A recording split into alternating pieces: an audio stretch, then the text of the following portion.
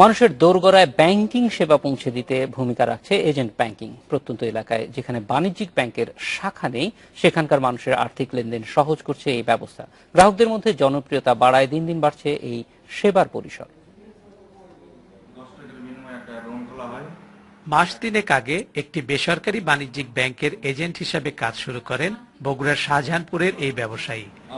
আপনি ডেইলি 2 লাখ টাকা লেনদেন করেন। এখন স্থানীয় অনেকেই হিসাব খুলেছেন তার কাছে। এখান থেকে টাকা উত্তোলন ও জমা দেয়া সহ বেশ কিছু আর্থিক সুবিধা পাচ্ছেন তারা। ঋণের কিস্তি, বিল পরিশোধও করছেন অনেকে। সপ্তাহের 7 দিনই মেলে এই সুবিধা।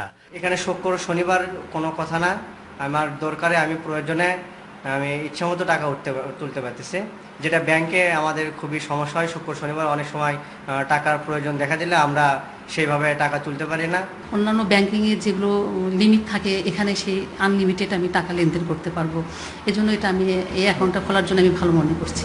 গ্রাহক ধরার প্রতিযোগিতা থাকলেও পরিচালন ব্যয়ের চিন্তায় অনেক এলাকায় শাখা খুলতে পারে না বাণিজ্যিক ব্যাংকগুলো।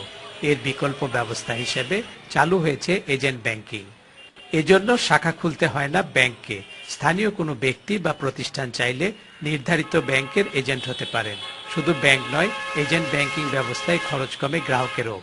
একজন কাস্টমার 10 টাকার বিনিময়ে আমাদের এখানে অ্যাকাউন্ট খোলে।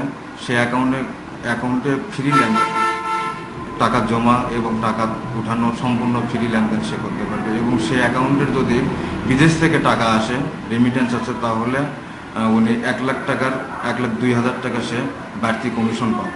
পল্লী এলাকার পাশাপাশি এখন শহরেও মিলছে এজেন্ট ব্যাংকিং সেবা।